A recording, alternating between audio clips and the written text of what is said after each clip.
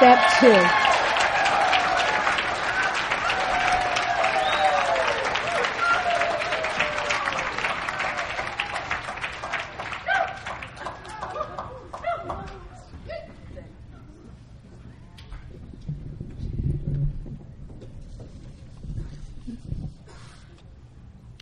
Hi, I am Marilyn Slater, and I am an alcoholic. And I am really tickled to be here. Thank you ever so much, Lisa, for that introduction and for being a fantastic host and general good person. Lisa and Doug have been so kind to me, and I am pampered and want to take them home with me. And I thank everybody who worked on this wonderful weekend. Actually, weekend that is 5 days. And it requires a lot of work to do something like this, and I'm so grateful to be able to participate in this weekend. I was asked to talk about step 2, and that's such a mysterious one because it's so passive.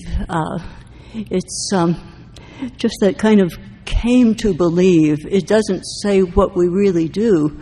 It's something that just kind of happens to us, and it's that bridge between step 1 and step 3 where we're carried from 1 to 3, that wonderful step 1 of finally admitting powerless over alcohol, implying a kind of hopelessness. And then how do we get to something where we believe that there's something in the universe that wants to take care of us and we're willing to give our lives and over to it? Well, step 2 implies that we can be carried there in some way. And I think that the message for me about step 2 is hope. I didn't really have hope when I came to Alcoholics Anonymous, but I had hope at one time in my life. I had been a hopeful person. I wanted to be a scientist. Oh my gosh, I thought if I could be a scientist, then I'd be a happy person. And I had great hope for that. And I was helped along. I was given some gifts, like I got to go to study science at a good school. I was hoping to associate with other scientists. Science was my higher power, and I met and married a scientist, a physicist. There's a movie, a fish called Wanda, and when somebody spoke Russian, she was kind of melt.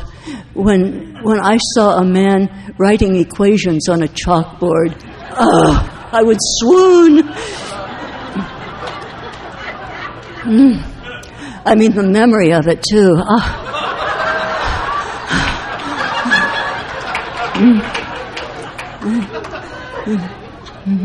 So I saw Bill writing equations, and that was it. And somehow we bonded, and we got married, and went off. Unfortunately, I was a terrible parasite, and so I just thought of this was an opportunity for me to attach to him like a tick on a dog and drain out his life, which I proceeded to do. And that was not so nice for him, but I still had hope. I thought, well, this is not turning out so well. Bill is not making me happy, so that's kind of a failure. But I still had hope for science, and we moved to California, and by that time, I was a scientist. I had a white lab coat. I had a research project. I was working in a very good lab. I was funded well. And I had everything that I would need to have a nice academic career in science. And I thought, oh my gosh, I thought this would make me happy. And I'm more miserable than ever. What is wrong with this picture? Now, before that, I had hope, and that carried me along. But now there was just that sadness, and it just reminded me of a time long ago when I just thought, if I could have all of these things, then I would be a happy person. And it was not to be. So, something happened, though, and I had a spiritual awakening. And it was in the form of spirits, as Carl Jung talked about, spiritus contra spiritum. We are sick at heart, and we need a spiritual awakening. We need spirits, but spirits in a bottle can substitute that for a long time, and it was doing that for me. And that felt very, very good. And so we have a second, the part of this step 2 is that we are restored to sanity. And I think there are so many forms of alcoholic insanity. And one of the forms is obviously we just drink ourselves to death. And a sane person would not practice that kind of self-destruction. But another form of the insanity for me was that when I had the spirits in a bottle, when I had alcohol, my whole world changed. And it was a transformation of the personality so that now I felt like a great scientist. I felt like I am in touch with the universe.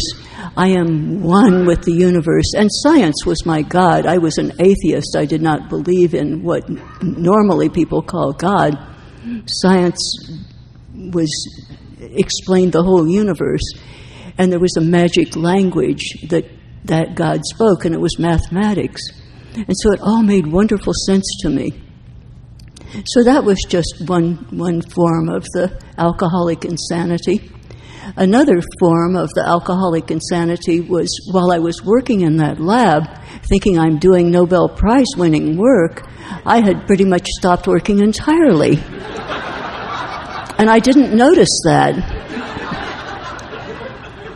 But sadly, it was noticeable to the director. And at first, he just moved my desk out into the corridor to make room for real scientists. And I felt miffed by that. But then when he told me, it's time to write up what you've been doing, I thought, he means business. And I thumbed through my lab books, and there were some doodles, some drawings of the lab mice, cute. And I liked writing limericks. There was a young man from Nantucket, and it was not going to be publishable as a physiology research project, sadly. And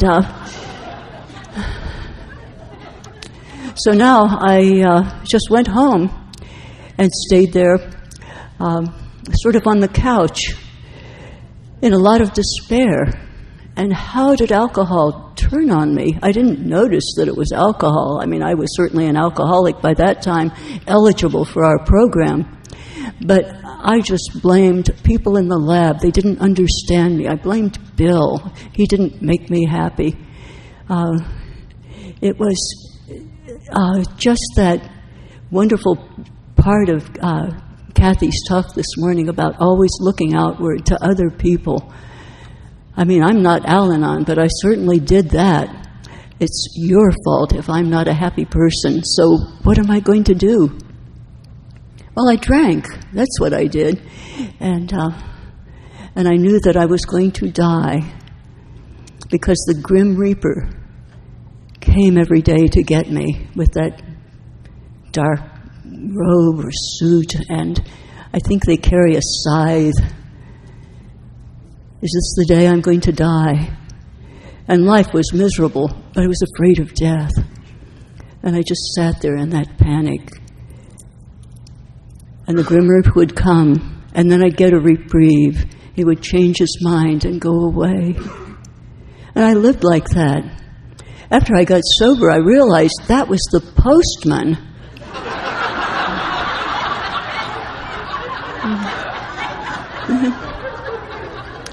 Clancy used to talk about alcoholism as the disease of perception.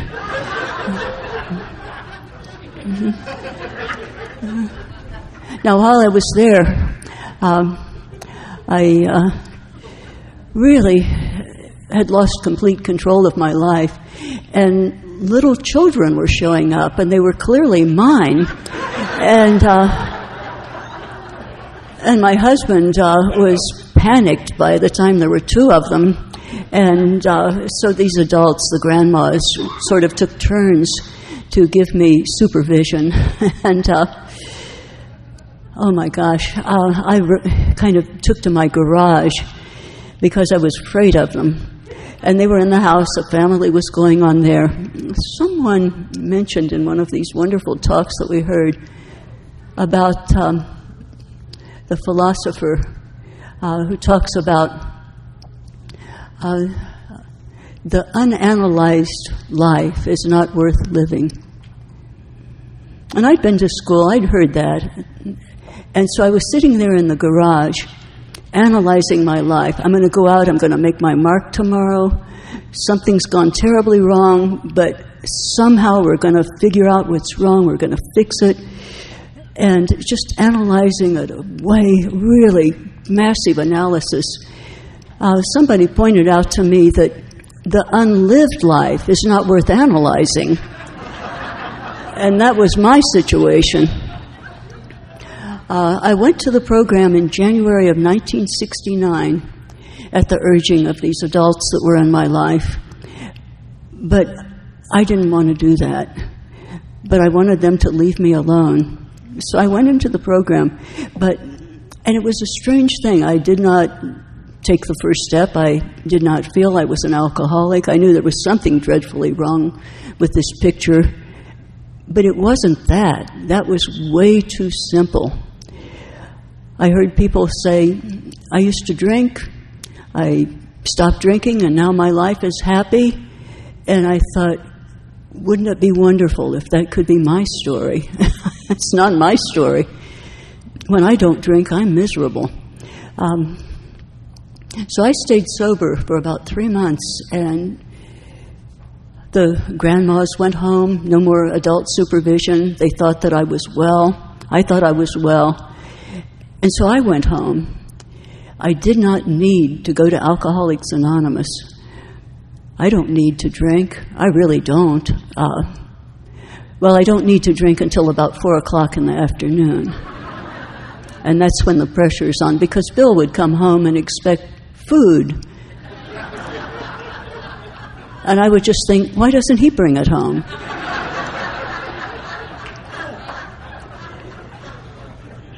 And then he was establishing his career, so he'd go back to work every night. And now I was at home alone, and there were little children. And now what do I do? Well, if I could have a few more drinks, it got me through dinner, that was good, but I'll just have 2 each night. And I can do this. I can get them into bed. I can read the story. And then I was coming out of a blackout and out in the garage again. And it had all started up. Now, we talk about the disease that we have progressing, whether we're drinking or not.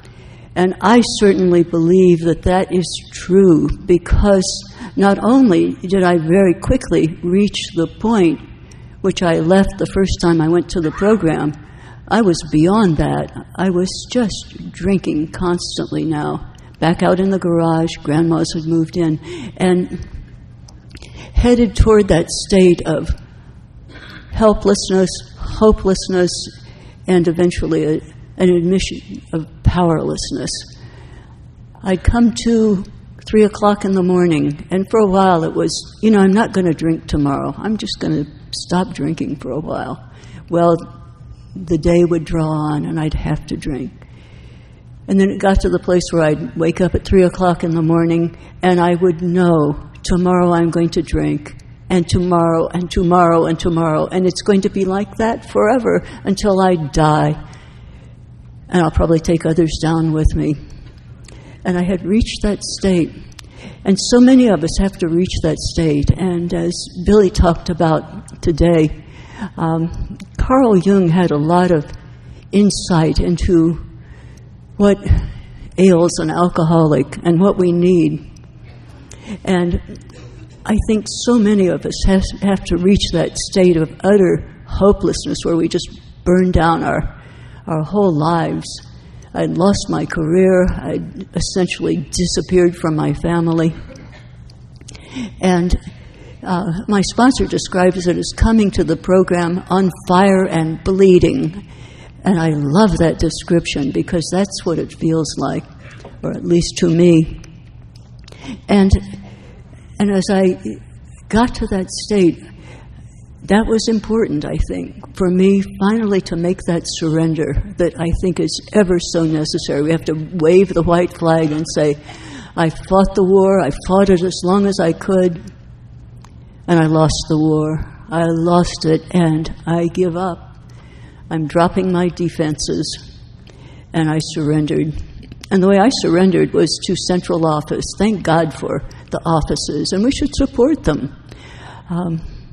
Because that's a place you can call. And in those days, they sent 12-step workers out. And there are not so many 12-step calls now, but somebody came to my house, and she said she would take me to a meeting, and she did. And that was the surrender. I surrendered to her to go to a meeting. And then the wonderful Marion W. was speaking that night at that meeting, and she told my story, and I heard my story for the first time. I heard another alcoholic talk in a way that I identified. I was no longer comparing. I identified, and I thought, gosh, that's who I am. And that was the surrender. I said, would you be my sponsor? And she agreed to do that. If I would come to her home group, the big Pacific group in West LA, and take direction. And by that time, I had been so beaten down that I just went peacefully. I think that those steps are absolutely critical. Hopelessness, surrender. But it's not enough. It has to be followed by a program of recovery like we have. Unfortunately, Carl Jung did not have the insight that somehow was given to us in this program. Our 12 steps to recovery. And those steps produce that amazing transformation that is essential for sobriety. And as I said, Carl Jung knew about that, but he just said it's so rare that an alcoholic like you has this experience, this transformation, this spiritual awakening, this spiritual experience where deep emotional displacements and rearrangements occur and old ideas are swept away, replaced by new ones. And yet our program has the power to do that if we surrender to it and do it. Well, I didn't know any of those things, but on the other hand, I was so desperate, and I loved Marion, and by that time I had attached to her in my parasitic way. I would attach to her side, and she would just flick me off and say, go talk to that newcomer. I was just struggling constantly to get approval. Just pat me on the head. And the benefit was that I began to do those things that she suggested. But the steps didn't make any sense to me. I had admitted that I was powerless now. Hopeless and powerlessness. Powerless. But this whole idea of turning my will and my life over to the care of God didn't make any sense to me because I had no belief except in science. But I believed in my sponsor, and that turned out to be completely sufficient. As long as I listened to her and did what she said, it seemed to be happening to me. I was being carried from step 1 to step 3. That coming to believe at first was just coming to believe that there's something here in this fellowship, that if I buy into it, then maybe I can feel better. Maybe I can stay sober. Maybe it can happen to me. And that was the value of the stories that we hear. There is a storyteller. She collects stories. Her name is Clarissa Pinkola Estes, and she wrote a book called Women Who Run Wild with the Wolves. I love wolves, so I like that book. And it's a real howler. I'm sorry. Sorry. But Clarissa says that these stories that are handed down from generation to generation, also the stories that we tell in Alcoholics Anonymous, are like antibiotics for the soul. They enter into our soul and they find the parts that are unhealthy and broken, and they knit those parts back together again. Stories are very, very valuable. And I was listening to those stories, and I was coming to believe that there's something good here. If I can just do these things, it might happen to me. I was being convinced by these stories. But that's not the only thing that we need. We need to take some actions too. And I just didn't know what those things were. Marion suggested to me, start praying to God. I thought, but there is no God. She said, why don't you just pray as if something's listening? Just imagine that there might be something listening. And every morning, thank God for a good night's sleep and ask God to keep you sober and bless the people in your life. And at night, thank whatever you think might be listening for a good day. Well, as I say, this just seemed silly to me. But on the other hand, I was so enchanted with Marion, and I thought she might somehow have a way of knowing whether I was going to do this, that okay, I will try anything. But the thing is, I was doing those things, and I felt so bad. I felt bad, and it kept getting worse the longer I stayed sober, until I was about 3 years sober, and there was a big change at that point. But those first years were very hard. And of course, it was all of the character defects I had, the guilt I felt about everything I did. But I didn't know that. I just thought I feel bad, and that I am different from everybody else in the room, and they don't like me. But there were hints that was not true. There was a great person in Los Angeles, Father Terry R., and he was a friend of mine and very helpful, sober a little while longer, but very wise. And he used to say that the first glimpse of a higher power many of us have is the smile on the greeter's face when you come into Alcoholics Anonymous. We begin to see a higher power in the friendliness, the love that we experience here. There is a time that I walked into my home group just feeling so different from, and the secretary, a fellow named Bill, asked me, what's wrong? You look kind of down tonight. And I said, I just don't have a place here. Everybody else belongs, but I'll never have a place here. I don't fit in. I never will. My case is truly different. And he just smiled and nodded, and he said, come with me. And he walked me up to the front of the room, and he said, see this chair? And he took his keys off the chair, and he said, this is your chair.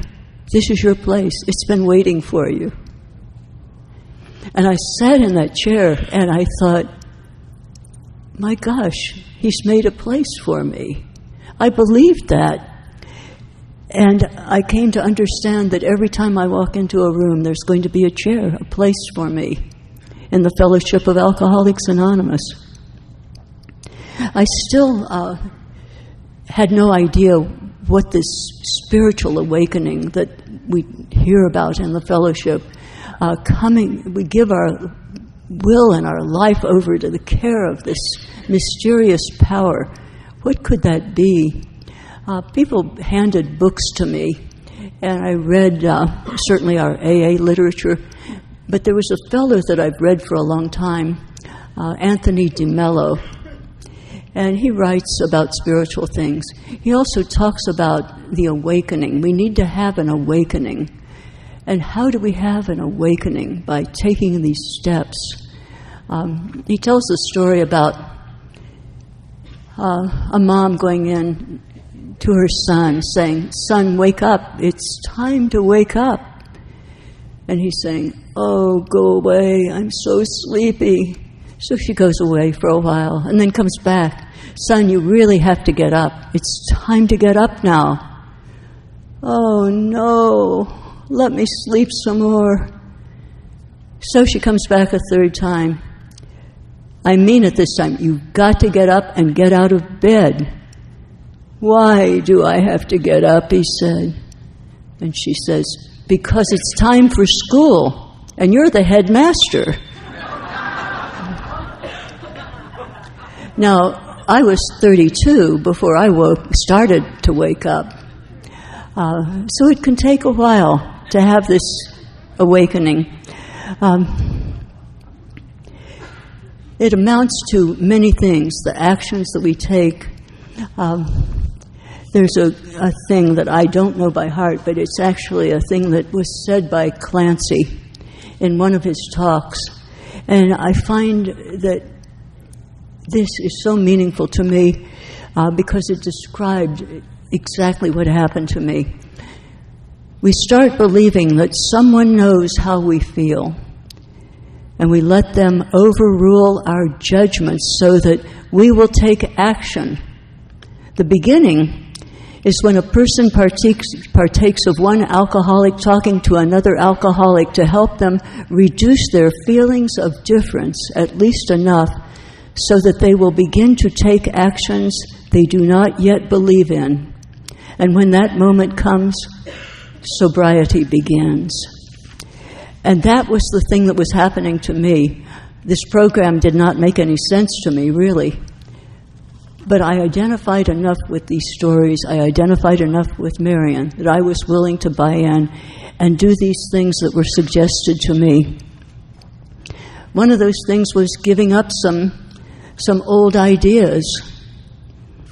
Well, I don't really know how to do that. Well, they have to be replaced by new ideas, of course, and I have to at least pretend I believe the new ideas. I have a friend who unfortunately had a mate that she was living with for quite a few years, and he lost his job, and so she supported him for about 9 years, hoping that he would come around, but he had a low drinking problem that kept getting worse, and then he became pretty abusive, and finally he became physically abusive, and so she told him he had to go away now. I have a friend who's very active in Al-Anon, so I referred her to Al-Anon, and I said, "Give my number to your erstwhile boyfriend," and she did. So Adrian called me, and he said, my girlfriend gave me your number, and she said that I might have something interesting to say. And so tell me, what do you have to say? Well, I told him a little bit about my story and that I had found Alcoholics Anonymous, and it certainly changed my life in miraculous ways. And he said, "Well, I've heard about AA. I know what you guys do. You believe in abstinence. You believe you can't drink anymore. Well, what I want is moderate drinking," he said. And I said, "Oh, yes, we all want that. Yes, we do. I'll tell you, if I could drink moderately, I would drink all day." And he said, "Yes, that's what I want." Well, I never heard from him again. But we have to give up those old ideas of moderate drinking, controlling and enjoying our drinking. Another idea that I had to give up was that I was in this group where there's a lot of actions to take, a lot of activities, and I was told to go to 7 meetings a week, go to all the activities, go to Clancy's yard on Saturday and play horrible team sports, eat the mystery meat luncheon, go home, have a shower, come back to the Saturday night meeting. And that was in the 70s, and in those days we were meeting in a place with a rickety old piano, and Clancy would sit down at the piano after the Saturday night meeting and play old barroom songs. He could play by ear, and we would sing along with him.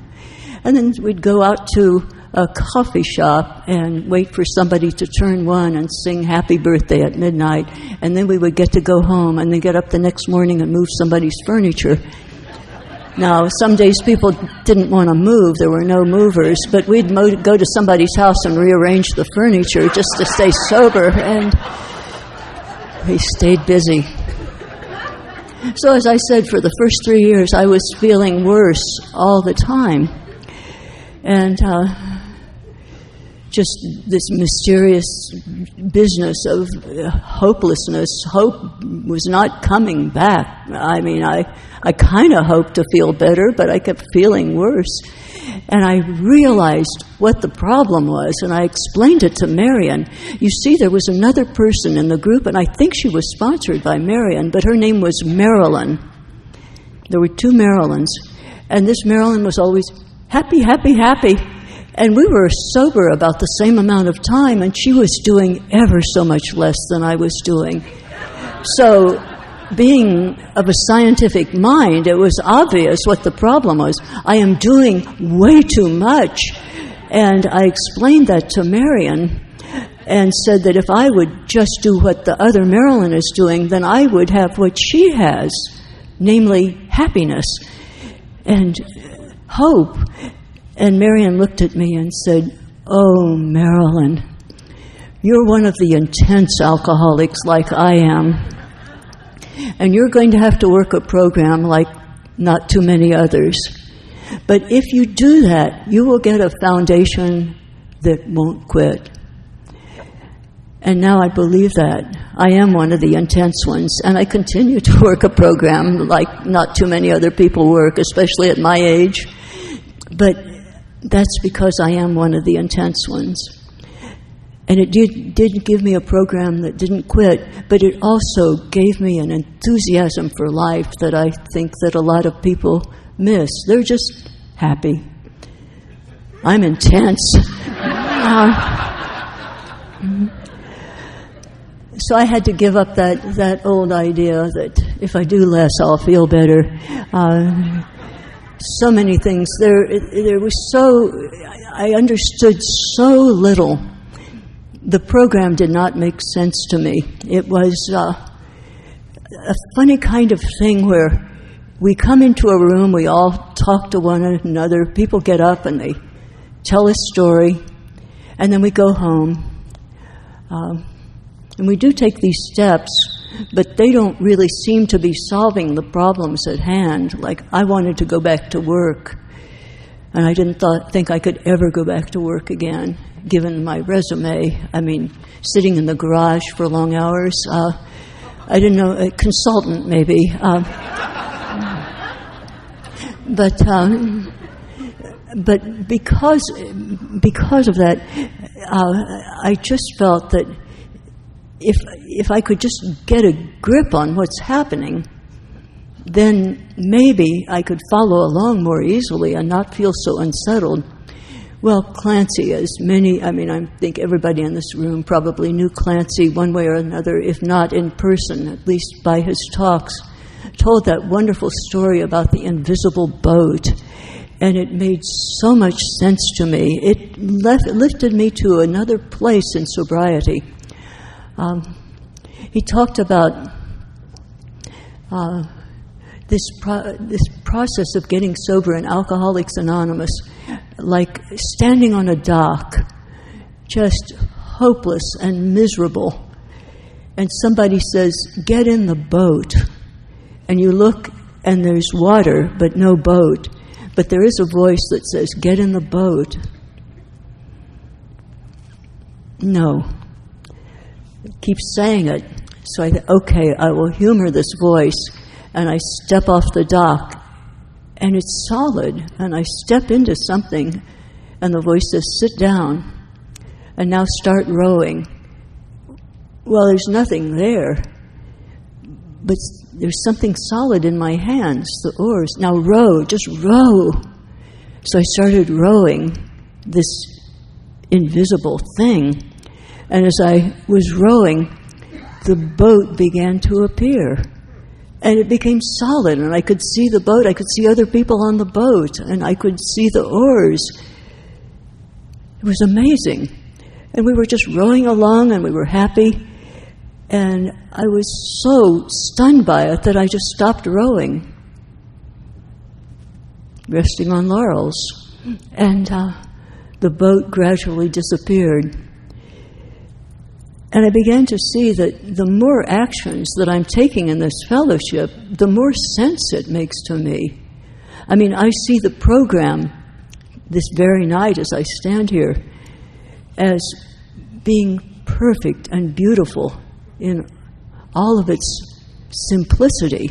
It's exactly what I need. I understand the steps that we need to take, and I can see the process of sobriety. The boat is very, very visible to me right now. But there was a time in sobriety when I was just kind of getting involved in the outside world, because I had been able to go back to school and go back to work, and that was fun, and I was kind of having lesser gods. And the boat began to disappear. And so repeatedly in sobriety, I've had to take steps 1, 2, and 3 again and again, especially that time when things began to disappear. The program was not making that much sense to me. Sobriety wasn't that much fun. I wasn't sponsoring many people. And I was trying really hard to get ahead and work again. Lesser gods. And luckily, I saw in time that this is taking me away from probably something that my life depends on, helped by other people in the fellowship. And luckily, I made that commitment, and I did that when I was 17 years sober. And I went back to the Pacific Group, and Clancy became my sponsor at that point, and set that kind of active example. I love all the 7 deadly sins. Oh, I love them all, and have practiced them all, and have to work hard with steps 6 and 7 to let some of them be tucked away for a while. But sloth comes back ever so easily. And so I need to have somebody in front of me that's just doing a lot more than I'm doing, and a little more committed. And so, as I say, just losing hope, losing that thrill of sobriety, having to go from that kind of hopeless state, getting some hope again, and then turning my will and my life over to the care of something. As time went by and I took these actions, took the other steps, I began to hear people like the great Chuck C. And he used to say something like, he's the pappy and we're his kids. We talk about God being the Father at our meetings when we say the prayer, Our Father. He would say things like, infinite Father, infinite child. There's always going to be as much ahead of us as there is right now. That's what infinite is. And that was so mystical and so wonderful. But the thing that touched me was that he knew something really big. And I wanted to know that. It made me think, maybe something is listening. Could that be true? Because I had been in Alcoholics Anonymous for a while and had heard story after story, I had come to believe that if something is listening, it probably is good. And I just took a big step.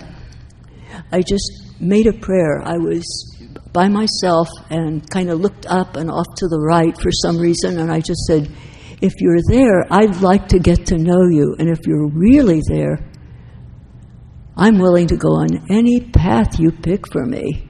And my heart started beating fast because I just thought, gosh, I've signed a big contract here. Goodness, what have I done? But now, from this perspective, I realize that a lot of the transformation that needs to occur had already occurred. Otherwise, I could never make a prayer like that.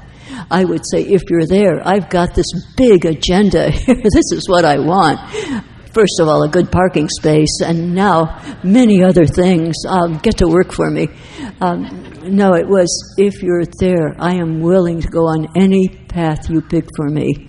And nothing happened right away. I mean, I'd seen movies, Charlton Heston, music, chariots, flames, not even any music. But as I said, what had happened was the transformation was already occurring, and it continued to occur as I took the rest of the steps. And the thing that was happening was being carried again from that step one across, hoping that something's listening, hoping against hope, and hoping that it's a good force, and then turning my will and my life over to it, thinking that probably something is there. And then, after about a year of deep emotional displacements and rearrangements, I'm sure as a result of these steps, the veil parted for me, and it was, oh my gosh, you've been there all along, haven't you? I could see it in innumerable coincidences. What was happening to me in my life, what was happening to other people, so beyond chance happenings, again and again. And I began to know. And so I came into contact with this being that is beyond human power, that has stood me in good stead forever. But that was not the only time. There have been these times where I go along and life is good, and then there's a big shake-up. And then I have to find a whole new relationship with the higher power. There was about 40 years of sobriety, of just being in love with my higher power, being in love with the fellowship, being active in the Pacific group, having that kind of thing where I felt that I finally know what it's all about. Life is wonderful. I understand it all. And I can tell you exactly how it is. Just ask me. And then, as many of you know, I was here at Stateline. I was talking with Bob, it was 13 years ago, and actually talking about step 2. And talking in that very knowledgeable way that I know all about the higher power, and I know just what God does for me and what God doesn't do for me, and I no surprises because I've got it all figured out, and it's wonderful. And but then I added, I find that, and I just said something really kind of crazy, in extremity, God meets me about 99% of the way. And I certainly don't know why I said that, but it sounded good. And then got off, and there were phone calls in our family, and I was perfectly contented to leave home because our children were now adults and they were doing well, our 2 daughters and our son. So I had no worries about them. That was a part of God's plan. And so I learned that our son was missing. He did not go home from work, and he was always very predictable. He always went home on Friday night, and it was Friday night, and his young wife said he didn't come home. And by 11 o'clock that night, we found that he had hanged himself in his office. And my world came to an end. What does this mean? There were no words. But luckily, the fellowship had the words. The first words I heard were, I called Clancy, who was my sponsor, and when something like that happens, it's good to have a strong sponsor.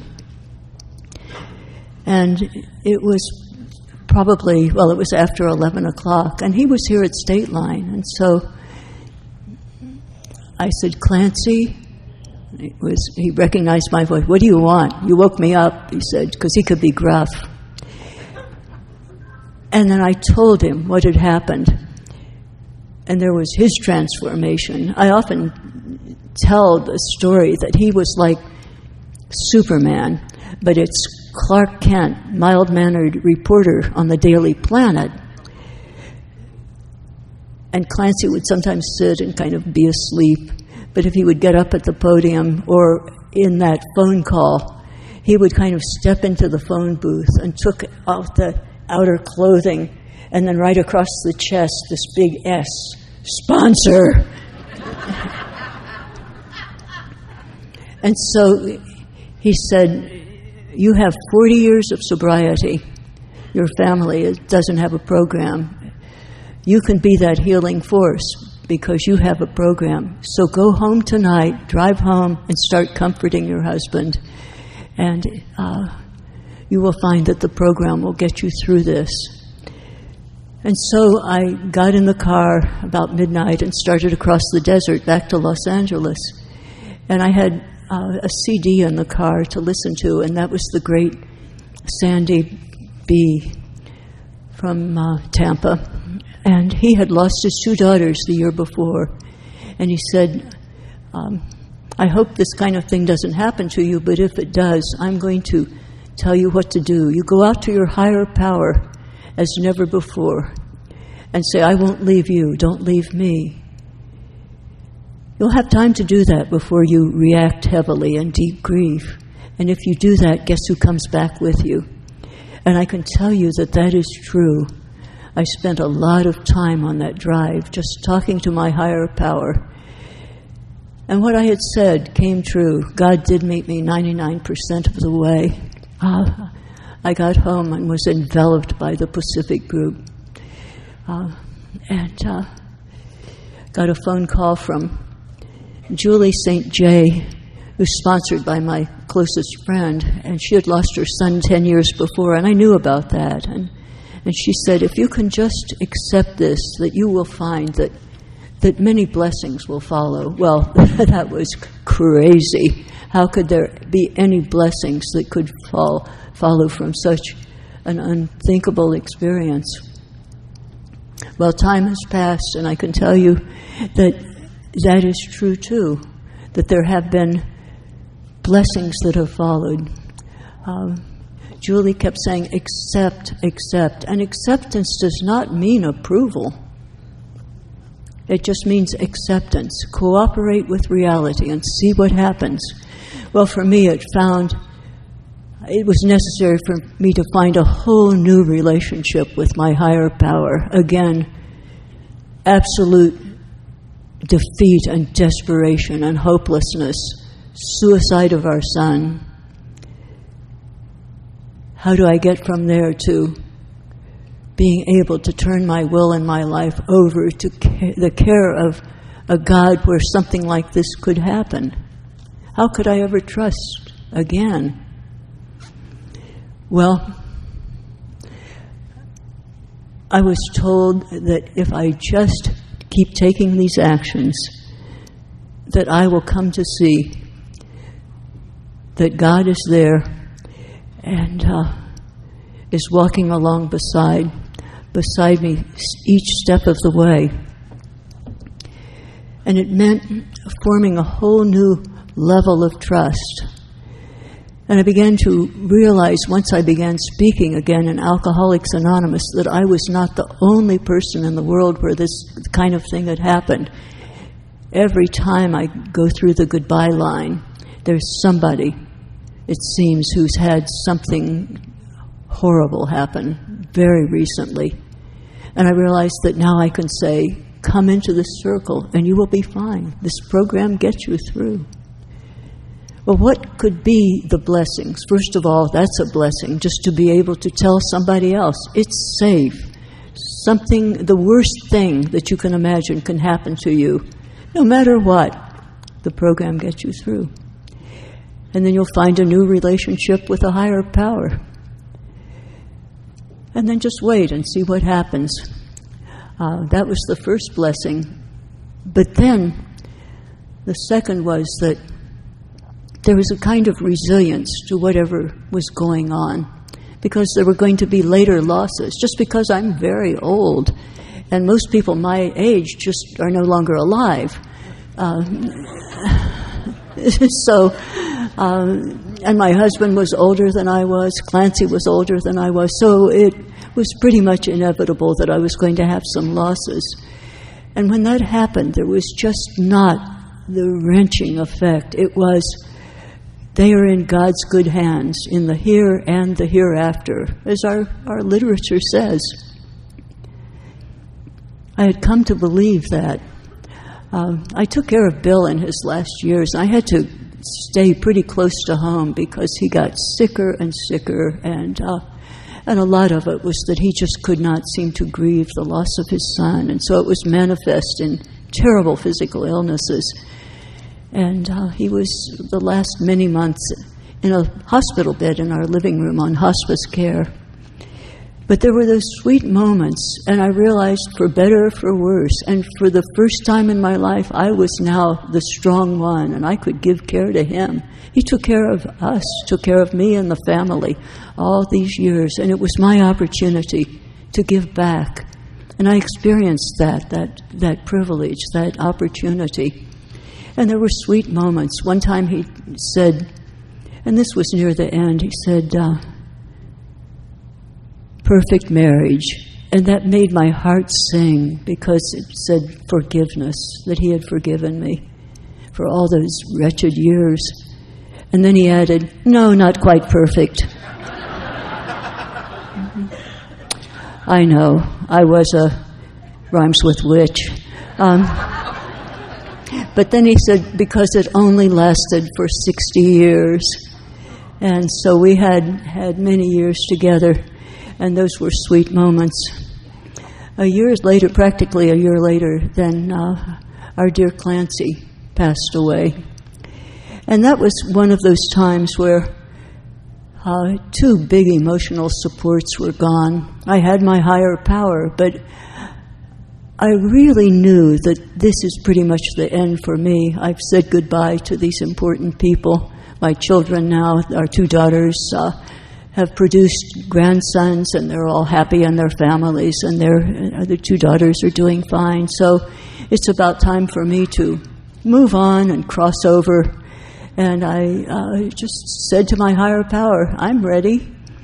Didn't seem like there could be any excitement left, and I certainly couldn't find another sponsor because, after Clancy, how can you get another sponsor? He was so strong, and I was sober as long as most people in my home group, and so I gave up on that.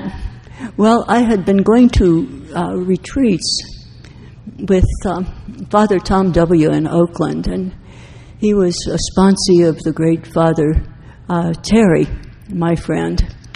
And I loved those retreats. I always learned something from them. And 2 weeks after Clancy passed away, he was just out of the blue said, I'll pretty much sponsor anyone. They often don't call me, but I'm willing. I sponsor. And a light bulb went on, and I thought, he could be my sponsor. He would be a wonderful sponsor. And he would have to say yes, because he says, I'll pretty much sponsor anyone. And he did say yes. And so now I had a new sponsor and a whole new experience of Alcoholics Anonymous. He was a Jesuit Catholic priest, kind of like Father Ed Dowling, who came to Bill Wilson in a very low point in Bill Wilson's life and became his spiritual director for 20 years. Father Ed Dowling did, a great friend of the program. And Lee, our wonderful taper archivist, has a picture of, of Father Ed Dowling. And so I had my very own personal I should have. I'm a little hoarse.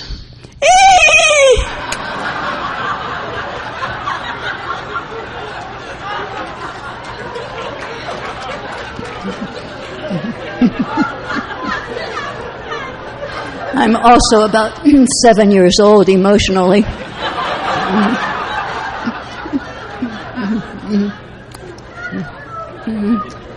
But this has just been a great new adventure.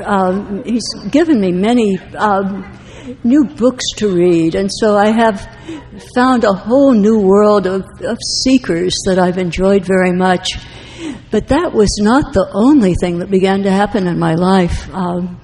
Clancy and the matriarch, he was the patriarch of our group and the matriarch of our group, Millie G., passed away around a similar time and left a whole bunch of us as orphans, and we all had musical chairs of sponsoring, and we all moved to different sponsors, and I began to sponsor more people and some very active people, and my life got more lively all the time when I just had thought that it's completely over. And I was finding this whole new relationship with a higher power where I was just saying, should I do this?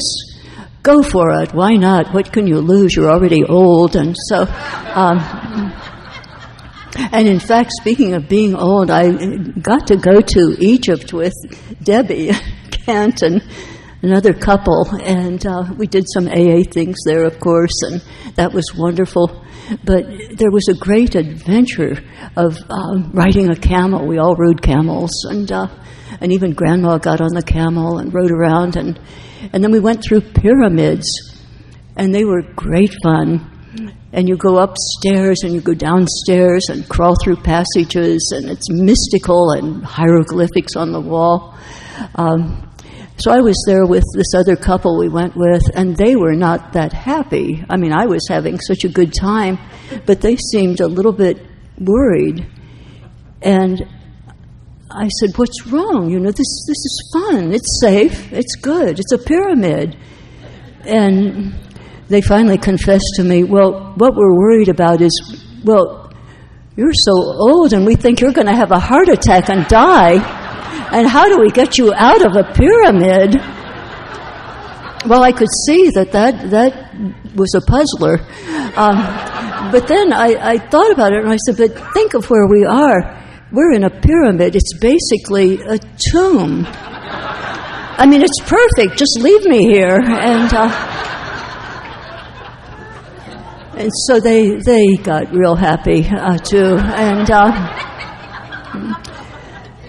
And then on another adventure, we ended up going to Japan together, and that's pretty exciting because it's just one of those things. If you look for something that is ever so terrible, like the death of our son, and begin to see that blessings can follow from something like that, we had the perfect example with the pandemic because we all got in touch with one another virtually by these various programs that allow us to have meetings across the seas.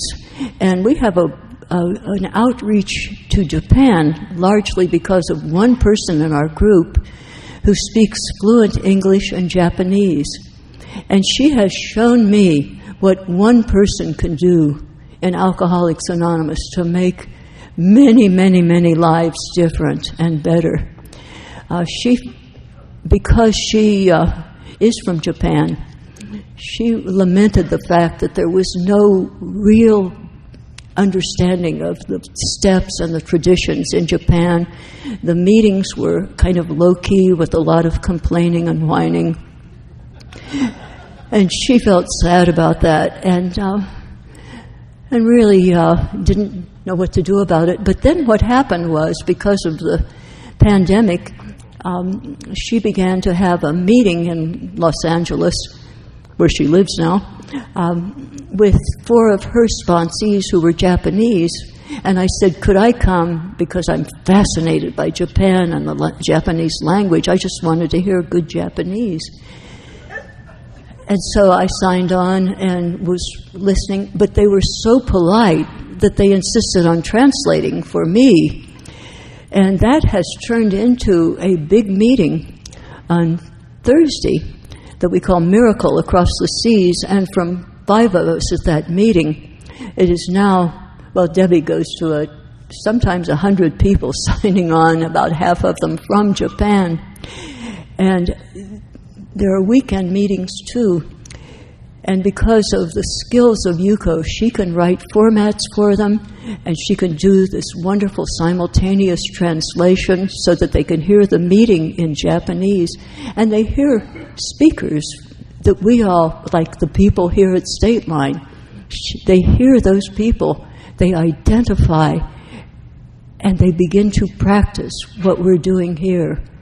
It has become a pocket of enthusiasm, and they formed the Tokyo Pacific Group.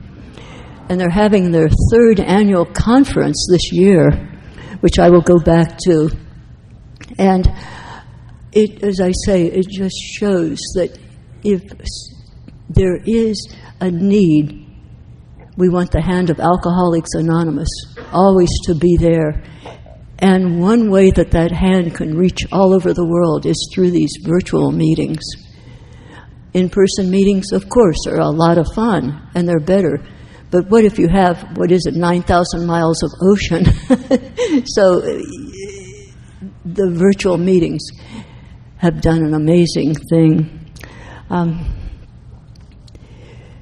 Another thing that has happened, too, that has been a blessing, I think just a gift from my higher power, is that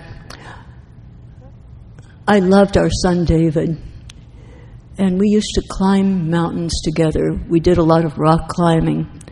And he was a scientist, and he made his dad proud. And he was just, I thought he was perfect. And I knew that he would be there in my old age as that beloved son, that strong one in the family. And that was not to be. And that was a sad place. It left a little empty place in my heart. But over a year ago, I got a call from one of my grandsons, one of my favorites, because they're all my favorites, of course. And so Adam called up, and he had just graduated from college, and he said, "Grandma, I got a job in downtown LA. Could I move in with you?" And I said, "Of course."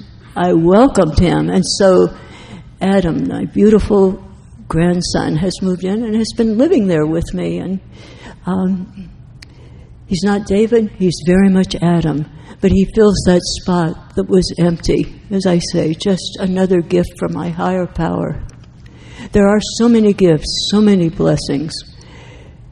And it's, I think, because I have been willing to allow myself to be carried from this state of hopelessness, more than once on the program, to that establishment of a relationship with a higher power, again giving my will and my life over gladly to this higher power. That relationship has strengthened ever deeper as time goes by. What it has given me is not so much hope now, because I'm perfectly happy with the here and now. I think that what it has given me is a sense of impending good. There's a poet, and not conference approved because he lived before Alcoholics Anonymous was formed, Robert Browning, that said, "Grow old along with me. The best is yet to be. The last of life for which the first was made." All of that had to happen in my experience in Alcoholics Anonymous, so that now I am experiencing that the best is yet to be, the sense of impending good, all because of you. Thank you.